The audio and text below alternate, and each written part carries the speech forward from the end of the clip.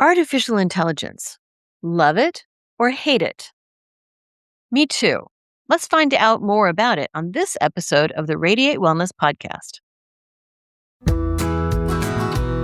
Hello and welcome to the Radiate Wellness Podcast with your host, metaphysician, Reiki master, and hypnotherapist, Christy Clemens Hoffman.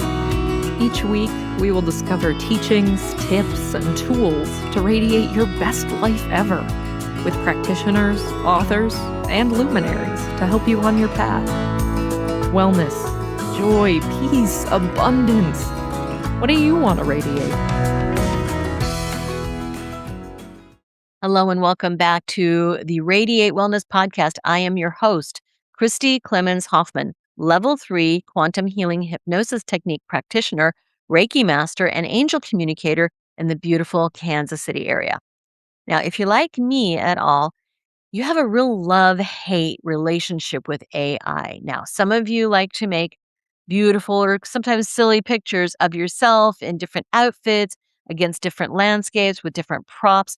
Maybe you like to create memes of all kinds of different things. Now, personally, I like to use AI for creating show notes, not just this podcast, but also real life angel encounters.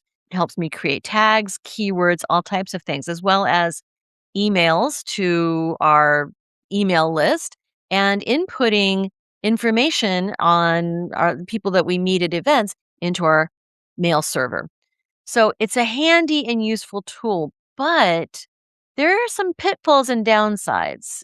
I was curious, and I figured you might be curious as well. So I invited a special guest on today to talk about AI and to radiate thoughtfulness. A.G.G. Liu is a writer and online educator based in New Jersey. Liu has reached millions of online learners on YouTube, both as the lead scriptwriter for the AI and futurism channel Rational Animations and through their own educational channel, Signor Galilei. Liu co-authored the book 30-Second Space Travel with Dr. Charles Liu and Karen Masters and co-hosts the podcast, The Luniverse, with Dr. Charles Liu.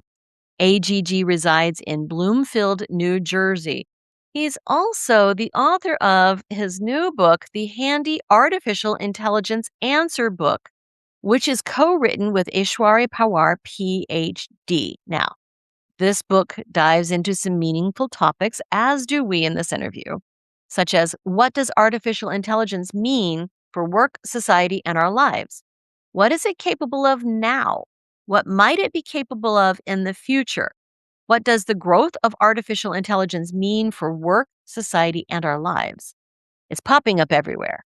Google searches, customer service calls, Netflix, YouTube, and TikTok algorithms, real-time traffic updates and routing, Siri and Alexa, just to name a few. It seems to pervade more and more parts of society. This is a very interesting interview. AGG answers all my questions and then some. I think you'll find this as interesting as I did, and I'd love to hear from you about this episode. You can weigh in on Spotify if you're listening there, on YouTube, put a comment in the comment section. You can also weigh in on Facebook and Instagram at Radiate Wellness LLC on both platforms. And I'd love to have a conversation with you about this interesting and very relevant topic. But before we get into the interview, I have a few certain specific asks of you, as always. If you would, first of all, please like this podcast, this episode. Put a little like next to it, follow the podcast, subscribe, whatever it is on whatever platform that you are listening to. Now, I would also like to invite you to share this podcast, not just this episode, but the podcast as a whole with your contacts. Tell your friends, neighbors, and everyone you know about the great guests and content that you hear here on this podcast and show them how to find it if you would. Next, if you could give us a thumbs up, a 5-star rating, positive review, whatever you got for this podcast and this episode. And then lastly, if you are feeling so guided and generous, please click the link in the show notes and make a small donation to this show to keep it going. It's free for you to listen, and it will always be free for you to listen. But there are costs associated with it that come out of my pocket for editing, hosting, and more. So please just give a couple of bucks, that'll do it, and enjoy this episode. Hello, A.G.G. Thank you for joining me to Radiate Thoughtfulness today. How are you doing? Doing great. Thanks for having me on. Absolutely, I'm happy to. I was excited about talking about this. Now, first, before we get much farther, where are you located? I am in New Jersey, where it Oh, is currently 103 degrees. good Lord, yes. And you guys, I don't think are very used to that kind of No, I imagine you're in the Southwest, right? You're used to Midwest. that? Midwest, okay. Not quite as hot, but we're not Mm, used to it here for sure. yeah. Yeah. Actually, today it's not as hot as it's not 103. But anyway, we are here to talk about your book on the handy artificial intelligence answer book. My Mhm. goodness. Why did you decide to write this book? Well, artificial intelligence, it's such a big topic right now. I gotta say, the publisher actually came to me on this one. I have some background teaching people about AI. I work for a YouTube channel that's called Rational Animations, which is focused on AI and futurism type stuff, looking ahead. How's it changing our world already? How's it going to continue changing our world? Yeah, so when I heard that this was something happening, I was like, this is a great project. I'm happy to be on it. And I'm glad I did because it's only become a bigger issue over time. Oh, it is. I think the more that we discover how we can use it, the more it's becoming a part of our lives and maybe even taking over in some ways. Yeah, and in some ways, both changing the way we're doing things in ways that are maybe not the best way that we want them to be. And then also in the future, we're talking about, it taking over important parts of the world that maybe we need to be more thoughtful about. Oh, man. So, what is your background in order to do this, in order to write about this? Sure, I have a math degree from Harvard, just my little tiny toot horn moment. But yeah, this is my second book total. I have the other one over my other shoulder there if you're looking at the video of this. Yes. It's about called 30-Second Space Travel. That one's about the history and physics of space flight. And generally, yeah, I am an online educator as well. Like I said, I work for this YouTube channel. I have my own channel. I also have a podcast I co-host with my dad called The Luniverse. It's very fun, Ooh, Liuniverse. My job and what I love doing is like explaining complicated topics to people so they can understand what's going on, so they can have a better understanding of their world around them. And I mhm. really like doing that. And I was glad to have the opportunity to do it in this book too. Yeah, well, you look awfully young. Could I ask how old you are? I'm 27. Wow, yes, very young. But, it's like your generation is really the cutting edge here. Yeah, a lot of the people who are making waves here are in my generation, are not much older than me. Some of them are younger. In expectation, we have longer to have to deal with these, right? And, there's the idea that younger people's brains are a little more plastic. They can learn things, new things more easily. But that doesn't mean that I want to count out people older than in the older side of things as well? Right, right, right. Yeah, I mean, you have grown up with this technology. Yes, yes. I mean, the internet's been a thing around for me growing up, but AI as we understand it, it's interesting how recent some of it is, but how old some other parts of it are. Like, I was looking at that. Yeah. So, what are the earliest forms of AI? yeah, the kinds of AI we're talking about today. AI in general means any artificial system, anything we've built that shows intelligence in the way of some kind of human thinking, mirroring that with computers. And so, since the very early days of computers, people have been looking at AI in general, but the specific kind of AI we're talking about today, that ChatGPT, Claude, Gemini, these famous ones, was a thing called machine learning. And people have been doing machine learning, making programming computers to learn their own steps as far back as the 1960s. But it's only been in the past couple decades that it's finally gotten to the point where computers are powerful enough to be able to rely on that for such a big, complicated thing as human language. Wow. Okay. Why was this machine learning developed in the 60s? So there are some kinds of problems that are just hard to solve with a normal computer program. So when you make a regular computer program, you tell the computer step by step what you want to do in every possible situation. Yes or no, do this or that. But there are some things that's hard to do that. Like if you're trying to get a computer to recognize an image, that's sort of the classic example. Say, hey, is this a picture of a cat or a picture of a dog? And it's hard to say, well, what if it's from the back of the dog? Or what if it's from above the dog or its side? Or the dog is in low light? Or if it's a different kind of dog, right? There's so many different possibilities there. It's very, very hard for you as a person to go through every single possible way the computer could potentially classify something as a cat or a dog. So it's much easier, it turns out, to give the computer a general set of here's how you can learn to distinguish cats and dogs, and then give it tons and tons of examples, thousands, hundreds of thousands, these days, millions or trillions of examples even, and say, hey, these are what cats are, these are what dogs are. You figure out what the difference is. And it turns out the computers can, with the kinds of processing power we have today, they can figure that out. That's amazing. Well, and this makes the point that artificial intelligence, I don't know how artificial it really is. It's got input from everything, correct? Yeah, it really is learning from data the way a human would learn from our environment. That said, there are some differences. One thing is computers need to learn from a lot more data to reach the same results. So if you wanted to read the amount of text that ChatGPT read when it was training itself, it would take you thousands of years. You would never be able to finish it. Another thing is that once you've trained an AI, you can sort of copy and paste it onto as many little computers around the world as you want to be using it. And all these data centers that people are talking about, there's tons and tons of copies of something like ChatGPT running. And you can't really do that with a human. So even though it does have some similarities, there's some big differences too. Right, right. And of course, there's a lot of talk now about charging back the AI for charging us consumers for using it when the information came from us in the beginning. Yeah, I do feel like the fair thing would be if the companies who want to sell us AI are trying to have us pay for using it, then maybe they should pay us for our data originally. But Yeah, it's an expensive thing to run.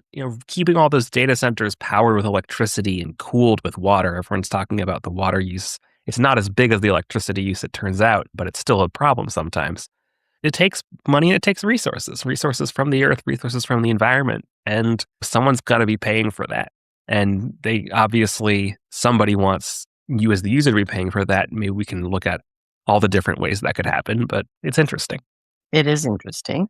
Now, what about you mentioned the data centers and using excessive amounts of electricity or water? hmm Is that a real thing? So the water one is not as big of an issue as people say it is, but it is an issue, especially if you're, say, going to put a data center in Arizona. It's going to be very different than if you put one in Wisconsin. You know, Good point. if you're in a desert and there's not that much water to begin with, you're not going to have that resource to draw on. Interestingly, a lot of the things that use water for cooling, they'll take in cold water and put hot water back out somewhere else. Most of the time for data centers, they actually evaporate it into the air. So it will eventually come back down as rain, but that might not be in the same place you drew it from. That's a good point. It is, yeah, it's a different model than when I first started writing this book, what I thought it was, the first thing. But it was a surprise to me when I learned this. And so the water issue is an issue, especially in very dry places.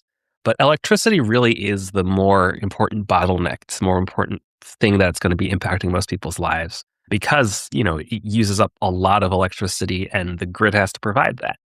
I mean, which makes me wonder why there need to be data centers, like 2 or 3 data centers in a town. Can't there be just like one big one? Does it work that way?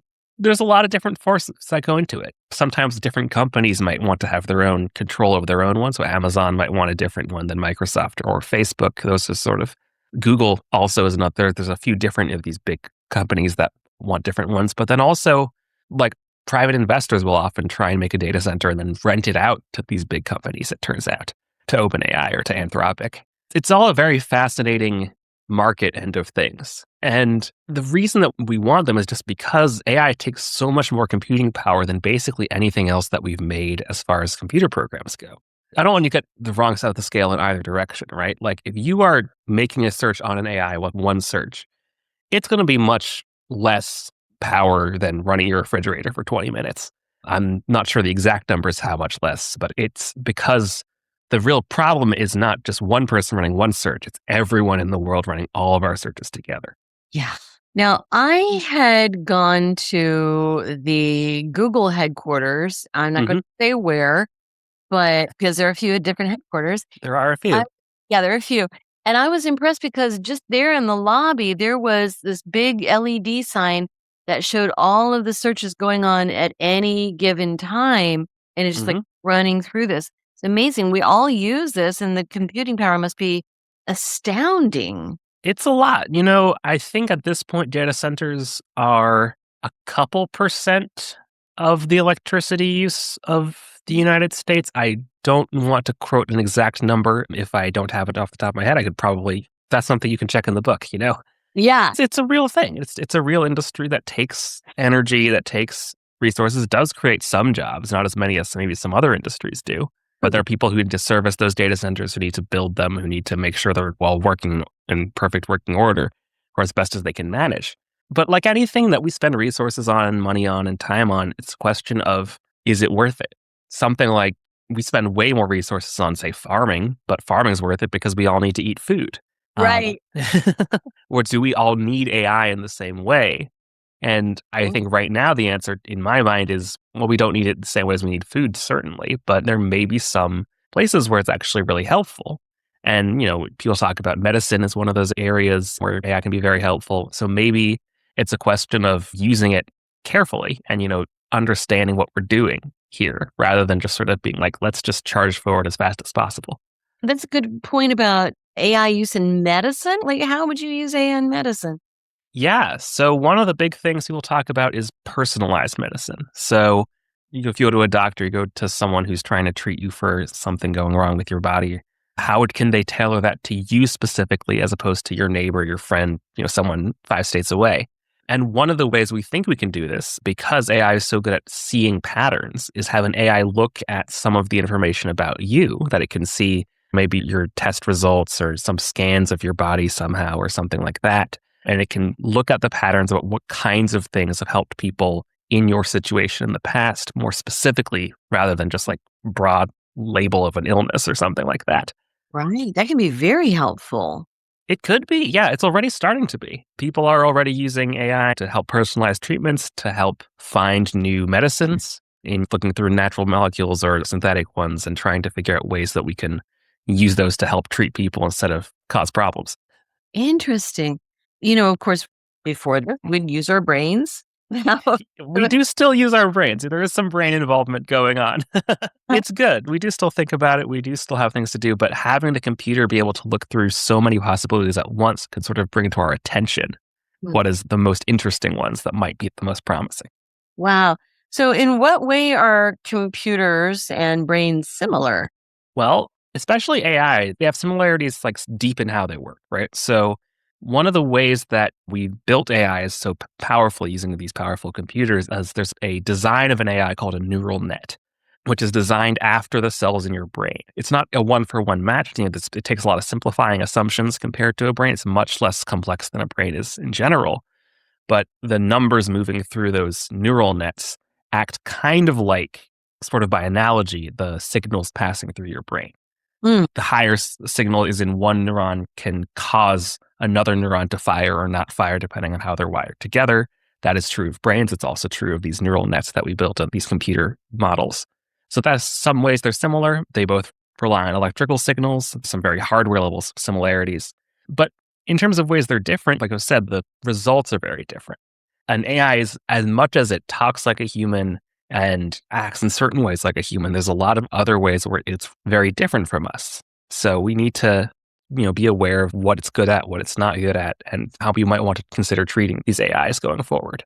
I can see it replacing deep thinking for some of us. Yeah, that would be tough. Like, I think it would be good if people just, continued to use our own brains and our own thinking, because that's sort of part of, what makes us humans and what makes us have been able to cause so much change in the world so far, both for good and for ill. Right. Um, and I don't want us to cede that to AI. It's very cool and it's very exciting when AI can make these new discoveries in science and math and medicine and those sorts of things. But it's a mistake to say, oh, it's been able to start doing these discoveries. Now we can sit back. We don't have to think about it anymore. Mhm. Mhm. I think, there's a lot of fields, most fields right now, human thought is still better than AI thought. And I think even as AIs continue to get better and they continue to get more powerful, I think there is still a very important role for humans being able to drive those decisions, being able to think about what it is we want in the world besides just solving these intellectual problems. Mhm. Well, and people use it to make their Christmas pictures with costumes or make their cats dance or something like this. I've found that I would like to use it for creating podcast notes, Yeah, creating show notes, right? Saves right. me a lot of time. It's very good at saving people time in a lot of things. Yeah. But having a kid in college, I can see where it can create papers for them and maybe make shortcuts that they're not really learning. I used to teach college myself, Yeah. and, plagiarism was a big deal even when I was teaching college like 20 years ago. Yeah, and AI has just made that much, much more Yeah. salient. Right, and much more accessible and more difficult to detect. Yeah, so there's an analogy that I like, which is thinking about how calculators changed math education. The fact that you can always have a calculator in your pocket on your phone means if you don't know how to do long division, you're not going to be immediately in a disaster because you can't divide two numbers. So the role of math education had to change. Instead of saying, hey, you are the best math student if you can do long division the fastest, it's about, do you understand what this process means? Do you understand what it matters in the world, why we think you should do it, and do you understand if you get this calculator result, does it even make sense? Is it something close to correct? Can you double Right, check yeah. it? It's not infallible, yeah. AI is much less infallible even than a calculator. In a calculator, you might make a mistake plugging the numbers in. It might have some sort of computer error. Any of those things could happen. But the AI, it's matching patterns from what it sees in the world. And if it doesn't match those patterns perfectly, or if the patterns it sees aren't lined up with what's true in reality, then it very well could just make these very bad mistakes. And often it does. People use the word hallucinations for these a lot. I Mhm. like the word confabulation a little bit better because it's basically just making a guess at something it doesn't know. And so maybe the role in English classrooms will be like the way math classrooms had to change. When you're, instead of saying, oh, you're the best student if you can write an essay the fastest or before my deadline expires the best, it might be, what is the meaning of language and the words we're using and the way we're talking to each other and the way we're communicating with each other and the way we're But thinking. build a salient argument. Exactly. Yeah. If you can make a good argument and you can look at an AI's argument and say, this is a good argument, this is a bad argument, then you're going to be in a better position in the world to understand what's going on. Mhm, mhm. No, I mean, as I said before we started recording, everybody's got a real love-hate relationship with AI. Yeah, for sure. For sure. How does ethics play into this whole question around AI? Oh, it's big. There's Yeah. so many questions about ethics in AI. There's questions about the ethics of us using AI. Like if someone uses AI in a situation where they're not allowed to or where the AI causes an issue, like people talk about lawyers who are rushed or pressed for time. They're trying to use AI to write their briefs for them and the AI cites a case that doesn't exist. That's That's really a little significant. bit. That affects a case. That's a legal case that, someone's life or livelihood is involved here. That's a big question. What is the right response to that? Maybe the response is saying, oh, well, we just have to double check all of our lawyers more carefully. Or maybe the response is something about the AI company, or maybe the response is something about we need to make the circumstance so that they're able to do their jobs without resorting to this. But then there's also ethics questions about like, as we continue to develop AI, if it becomes smarter than we are, which is a real possibility, if it becomes more capable than us, how are we going to make sure that we get to continue living our lives the way we want to and the way that we think is good if the AI could take control over from us if we wanted to? And then there's so many more about like how we treat the AIs and do they matter morally? There's a whole lot of different ways this could go. Okay, so let's back up a little bit. You said, AI could take over. Is that a real possibility? It's not impossible. I'm not going to say that it's going to happen or that's going to happen soon, even if it does happen. But so people talk about the alignment risk. People talk about existential risk from AI. It's a real concern. And there are people who are working on it, trying to make this less likely. Here's a good point about it. The people who are building AIs, who are going as fast as they can to make this product their big thing, people like Elon Musk or Sam Altman, You ask them how likely they think it is that AIs could take over from us, could literally cause the doom of humanity in one way or another. They'll say something, oh, maybe 5%, 10%, 20%. And I'm like, that's still surprisingly That's high. still a lot. That's still a lot. And these are the people who are building it. These are the people who are optimistic about it. Oh, In terms of the experts, you've got people like Jeffrey Hinton, who won a Nobel Prize. He is considered one of the godfathers of AI and computer science generally. And he is concerned about this problem. He thinks that it's something that people need to keep researching and keep taking seriously. Luckily, there are those people who are researching how we can make sure AI stays safe, even if it does become more capable than us. But yeah, I don't want to get people to start freaking out and taking out all their retirement savings. But I also don't want to say it's not an issue. yeah. And I think it is a concern for a lot of people. And again, it's a love-hate thing. It makes our Yeah. lives much easier sometimes, but gee whiz. Well, you mentioned, taking out your savings. Is this a possibility that AI could take over the financial markets, for example? Well, it almost feels like they have already, not directly, but sort of indirectly. So, like, the AI companies are making the biggest noise, making the most news headlines in these financial markets. And so it may not be the AI itself, but, these AI companies really are. And then a lot of the biggest financial firms, they'll rely on automated trading systems. They have been for a decade, Yeah. decade plus, even before the current wave of AI chatbots and so forth. They were having similarly machines learn the patterns in the market and try and use those patterns to their advantage to make little bits of money here and there that add up to billions of dollars when you have tons of them. So finance is one of the areas where AI has already had an impact, and it may continue to have an impact. It will definitely continue in some form or another. But just because it has that impact doesn't mean that there's no opportunity for regular people still. But it does change the game. Yeah, of course it changes the game. My goodness. And what about like transportation? How does it work in transportation? Okay, so the big story of AI in transportation is self-driving cars. People talk, they exist, that some of them are reasonably safe. If you go to San Francisco, you want to hail a self-driving taxi, you can just download an app and get a self-driving taxi from one part of the Bay Area to another. You can just do that. And it's not noticeably any riskier than getting in a human taxi driven by an actual person.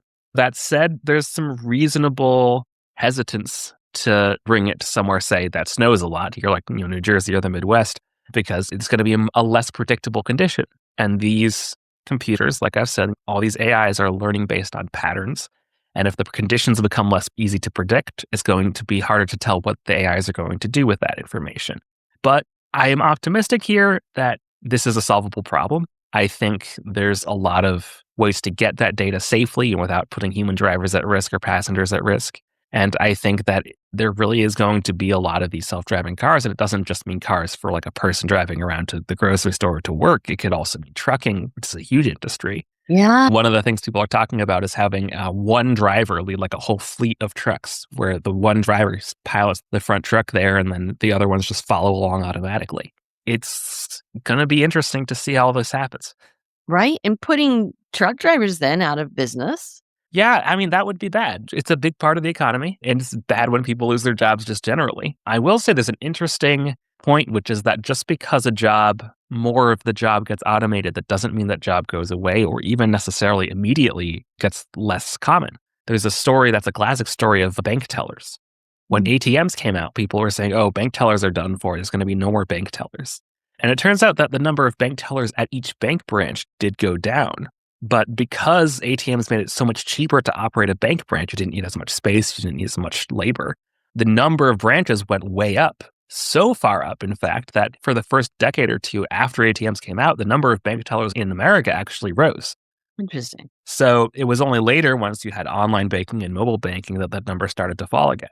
So the impact of automation isn't as straightforward as this job, part of it gets automated, therefore we'll lose jobs in that category. It's sometimes more nuanced than that.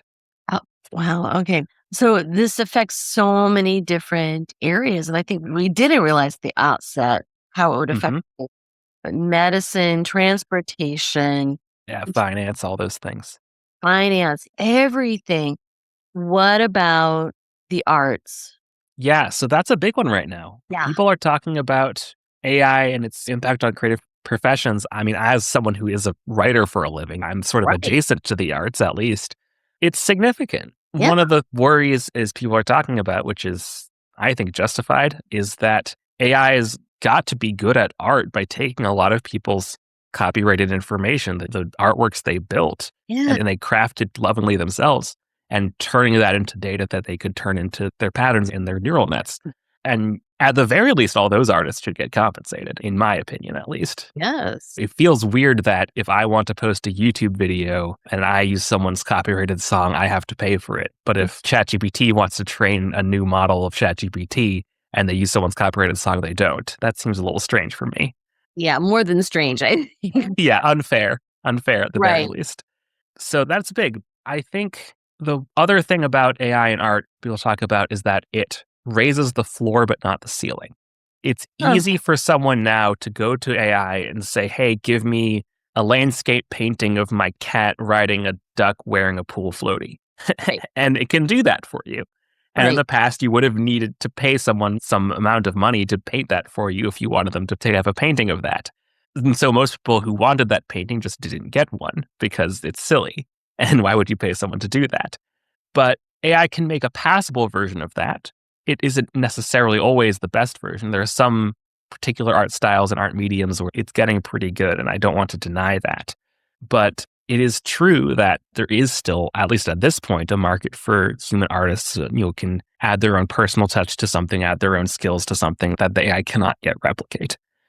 That said, it doesn't mean it will never be able to replicate it. And then if it does, then you get another question, which is like, if you imagine, say, in the year 1500, if you wanted a bowl, you had to go to a potter or a wood turner or somebody and get a handcrafted bowl. And that would be a very nice bowl, but you could only get a few of them. Now, if you want a bowl, most of the time you're just going to go to the store and you're going to get a factory made one. And it's going to be much cheaper, maybe less nice, less elegant, but it's going to be much cheaper. But if you still want to get the nicest bowl that you'll serve at all your parties and have everything out there for your friends to see, or for you to enjoy, you're still going to want to go to an expert, to go to a master crafts person. And maybe that'll be the case with art in the future. Maybe the number of jobs in art will go down, which is, again, anytime someone loses a job, that's just generally bad. Yeah. But that doesn't mean it's going to go away entirely or that we're going to lose art as a whole. I really hope we don't. And I hope we as individuals and as society make the thoughtful decision about what we want to preserve our ability to do art and our love of it. I think that would be very nice. Right, right. I mean, as a business owner, as a podcast host, sometimes I will have AI create graphics for an episode, graphics for a flyer that I could have paid a local person to produce. Mm-hmm. You Yeah, know? because it's so much easier and faster and cheaper. And so sometimes it's just like hard to make the other decision. And I don't necessarily want to tell everyone, hey, you can't take the decision that makes it easier for you to run your business, for you to afford to keep running this. But there's going to be consequences to that decision. And that doesn't mean it's always bad or doesn't mean that we should forbid people from making it. But it's something that we got to think about and be careful with. Yeah, we do have to think about it and be careful with. And I think the pendulum is way over here because we're just more or less starting out with it on a On a global scale, yeah. Yeah, on a global scale, right? Mhm. So that pendulum's got to kind of work its way back through. Mhm. Something that does concern me though is the news and Yeah. how we can use AI to create video or photos Yeah. don't really exist. This is big too. You're coming Yeah. up with one big topic after another here. Well, these are big things. Yeah, this is true. AI as a whole is a large force in so many areas of our lives, right? So people talk about, especially a couple of years ago, there was big news about deepfakes. Like Mhm. you're discussing, when we first realized that these computer programs can make videos or photos of people saying things and doing things they never did. Right. That's definitely worrying. Photo and video evidence is not going to be as reliable going forward. We have to Yeah. figure out other ways to trust information. And in this environment where it's already so hard to trust each other, it's going to make it even harder. And it's already making it even harder. One of the issues isn't just that I could make a video that's fake, but even if I send someone a video that's real, someone else out there in the world could say, no, your video is fake. Right. And again, there are people working on this. There are people working on ways we can verify people's statements in other ways besides having photo or video evidence, specifically having some way of networks of trust. It's all very new. It's all very new because we haven't had to worry about this before. People could do Photoshop, they could do video editing. That's been around for ages, or even before Photoshop, the computer program, actual Photoshops. But it's the scale on which it can be done and the ease by which people can do it has gone way up compared to what it was before. Well, and even in some ways, the secrecy of it. So, if you're Mhm. employing a graphic designer to make a fake version of a photo, you're employing someone else and bringing them in the loop. But if you're doing Right, it and they have to with keep AI, it. it's like you can do that in secret with nobody knowing. Yeah, and it's a real problem. I'm not going to say we know how to answer it at this point. There are some ideas about having AIs mark when they create something Yeah. so that the AI can't even generate a video without it having some marker in it saying this was AI, either something you can see with your eyes or something that you can check with a program. Yeah. I don't think that that technology is going to become universal very easily. There might still be some way to get some bootleg version of the AI that doesn't have that. And then you're sort of back to square one. I can't imagine some of these big corporate conglomerates being okay with that too. Yeah, I mean, well, it depends on one of the big tools we have here is liability, right? Mm-hmm. If the AI companies are at least partially liable for the stuff that their AI produces, or at the very least, if we know who on the chain is liable, whether that's the AI companies, whether that's the people using the AI, whether that's the people who allow AI to damage their systems or something like that, then at the very least, everyone can know, okay, I got to stop it by this part of the chain. And if I'm a company, I can't sell the AI to someone who's going to use it poorly. Otherwise, I am putting myself at risk. That's a powerful incentive. And it can make companies change even when they don't want to initially. Change does happen, even in these large corporations. It does happen. Are there governing boards to kind of, rule the use? Mm-hmm. Yeah, we're starting to make them. So one of the big tools is AI safety institutes or AI security institutes, AISI, they're called. There's in several countries around the world. The US has one, the UK has one. I think there's a few other countries around the world that are sort of putting these together. The US has one for a long time as part of the National Institutes of Standards and Technology, the same people who Yes. make sure all the rulers are all at the right distance from each other and all the wrenches that people are turning are calibrated and things like that. They're an important piece of our economy there. So yeah, there are people who are starting to come up with the rules for this. It's not going to be the Wild West, and it's not going to be the Wild West forever, even if it is a little bit right now, because it's such a big part of our society. And it's important for the pieces of our society, individuals, governments, companies, to play their roles in this new technology. And regulation is an important part of that. And I'm glad that we're starting to pay more attention to that. It would be great if we had more proposals faster, but at least we're starting. Yes. And I imagine that there would need to be international compacts, et cetera. Yeah. One of the things people always worry about in the US is, will China beat us on AI, right? Oh, well, we can't slow down or put in safety rules because China's going to beat us. Meanwhile, China's out there like, hey, we also want to slow down, but we don't want the USA to beat us. So Good point. this is exactly the kind of place where international diplomacy is important, right? You can have the US side and the Chinese side come together and say, okay, well, we'll agree to X, Y, and Z rules, maybe not W rules, but at least as a group, we can both together say we'll work a little bit slower and a little bit more safely.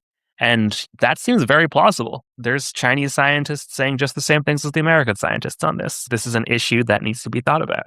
Yeah, exactly. Going back just to the book, of course, is Mhm. the handy artificial intelligence answer book. Mhm. We're raising a lot of questions. Why did this book happen? Why did this book happen exactly? So, like I said, the publisher actually came to me and was like, Right. hey, we want to talk about this topic. It's really an important one. I was like, yes, I 100% agree. We went through several different drafts and revisions of this book because everything kept changing so much because it was such an intense process. At some point, we had a draft that was sort of ready to go, and there came some resistance before we got it to the shelves and got it printed. And we realized probably the best plan was to turn it into this question and answer format, because a format that this publisher is very familiar with. They've published lots of other handy answer books in the past. And I definitely agreed that this was a great way to go. This was when we brought in my co-author, Dr. Ashwari Pawar, a PhD that he had previously done the handy engineering answer book. And so he was really involved in turning this format from what it had been a sort of short series of essays into this question and answer format. And I think it really was a really good decision. I really like the Q&A format. It sort of makes it more bite-sized. Like, you don't have to read the whole thing. You can find the questions you're interested in. But then also, once you find some questions you're interested in, you can look at the next page and see, hey, maybe there's some questions I didn't know I was interested in, but I am now. Absolutely. Yeah. What is the background of your co-author? Yeah, so he is a PhD. I believe he's been teaching at Michigan. I think he's now at Southern Methodist University. Mhm. He is an engineering guy. He knows the ins and outs of how machines work, including things like computers and things like AIs. And yeah, like I said, he has written a previous book in the series. We've collaborated online, sort of getting this book together and making sure that it's the best that it can be. Mhm. Um, I trust his opinion and trust his expertise on a lot of these things, and I'm glad that we were able to get this together. Yeah, I think it's going to be a very important book because I think everybody needs to understand what it is. I mean, it's not just something that's going to make a little quiz on social media or make cute little memes Hmm. for you. There are some real implications, very real implications. Hmm. But another implication that I was thinking about is like, is learned intelligence, can it learn emotions and emotional intelligence? Yeah, that's big. I keep saying this, but it is big. It's Everything's big. big. The thing is, I don't know, have we really thought this through before we started applying AI to everything? Honestly, yeah. Right now, there's sort of two questions in there. There's, does AI understand our emotions? And there's, does AI have its own emotions? Oh, that's a big question. Yeah, I think right now, AIs understand human emotions about as well as they understand anything else about us. It's not like, the movies where it's like the AI is this perfectly cold, logical machine that doesn't understand us, or Data from Star Trek, where he had to have a special emotions chip before he became able to process our emotions. They read everyone's personal feelings online. There are statements, so, are asking people on newspaper columns. They read everything we write about emotions. They are capable of connecting our behaviors and the emotions we say we're feeling. That doesn't mean they're as good at that as a human, but they definitely don't have a particular weakness in that compared to any of the other areas. Do AIs have their own emotions? I think is really interesting. Right now, I think the answer is no. I think they're not complicated enough and self aware enough to do this, but that doesn't mean they never will be. Oh, People are already, there's a company out there called Elios AI that's talking about, could AIs be self aware? How would we even tell if they ever became self aware? right. It's a hard question. We don't know even that much about self awareness in humans, right? I mean, we know we are, and we can guess that everyone else around us is. But there's so much that, the people studying our brains, people studying our philosophy and our spirituality don't know about what it means to be people, what it means to be us and aware and conscious. And so it's extra hard when you're applying it to this machine that we've trained to mimic us. Because even if it says, oh, hey, I'm conscious, or oh, hey, I'm not conscious, do we believe it? Right. And what is consciousness anyway? Exactly. We do not know for certain.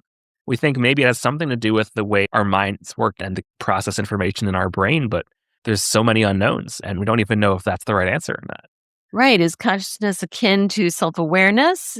What Mhm. is the difference? Are they Exactly. actually thinking or are they just kind of responding, aggregating and responding? Yeah. And then, well, if the machines are just aggregating and responding, are we just aggregating and responding as well? Well, You know? kind of, but right? Where do we draw the line between what I'm doing and what AI is doing? It's hard to draw the line. And right now I think there is a line. I don't think that when I'm asking ChatGPT to, give me a recipe for salad, it's giving out very emotional valence about that recipe for salad, it likes it or doesn't like it. Hmm. But that's just what I think. It's what I think, and there's some evidence, but there's so many unknowns. Yeah. Well, I mean, recently I've been developing new services that I offer here in my Hmm. office, and I use ChatGPT to help me with that. Hmm. And then it was breaking it down. It's like, Christy, I think that the way that you run your business and the practices that you do, that this version that I've created would be your best. Like they'd create three of them and say, this would be your best fit. And I thought, wow, that is like higher level thinking. Where does that kind of thing stop?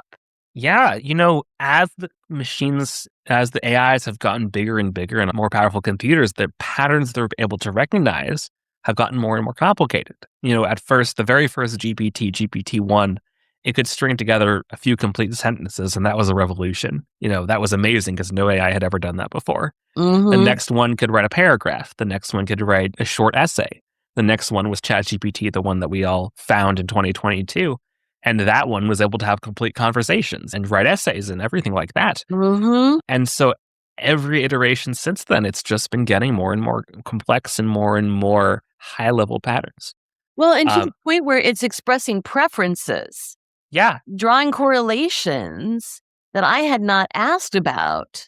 yeah. A lot of that is because of the way that they've been trained. The way you train an AI, you start it Hmm.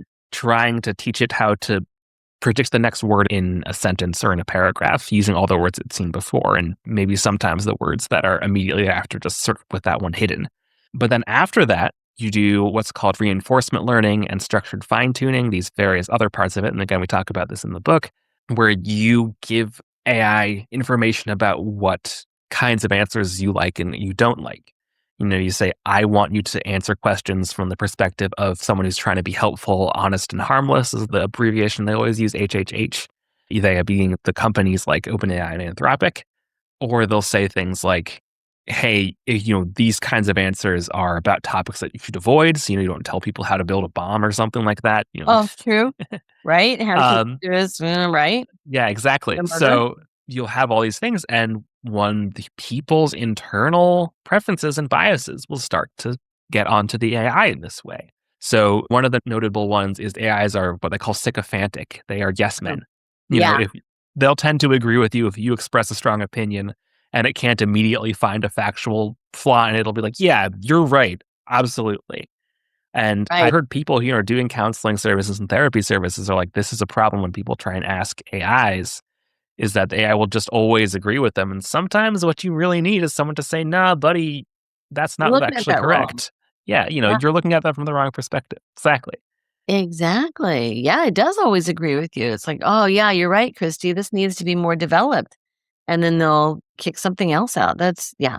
Yeah. So there's these notable things that based on the way these systems are trained, they'll do X, Y, and Z. And that's just how they are right now.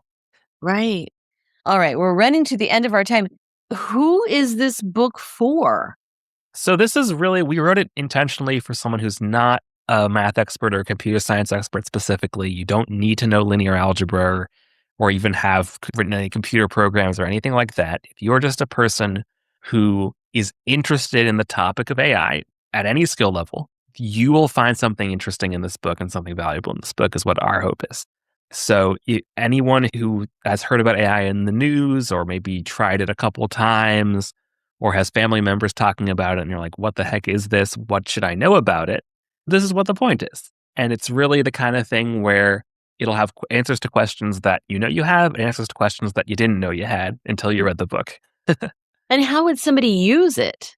So yeah, so you can look at the table of contents or the index or those sorts of things, flip to the part that is relevant to the question you have, or you can look at a more broad topic. You can look at an entire chapter or, the whole book itself. I honestly don't think you need to read the whole thing from beginning to end. It'd be great if you did, but it's not a requirement.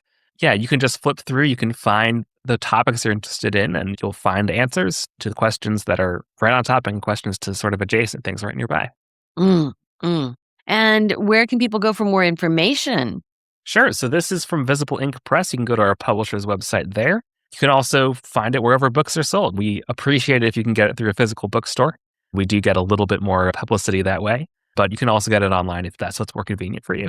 Right, right. I'm always a proponent of a physical bookstore. And then you can also ask a physical bookstore to carry it or to Yes, order it for you. exactly. Yes, it's through all the major publishing distributor type stuff. So it should be available anywhere, at least in the country, probably other places too.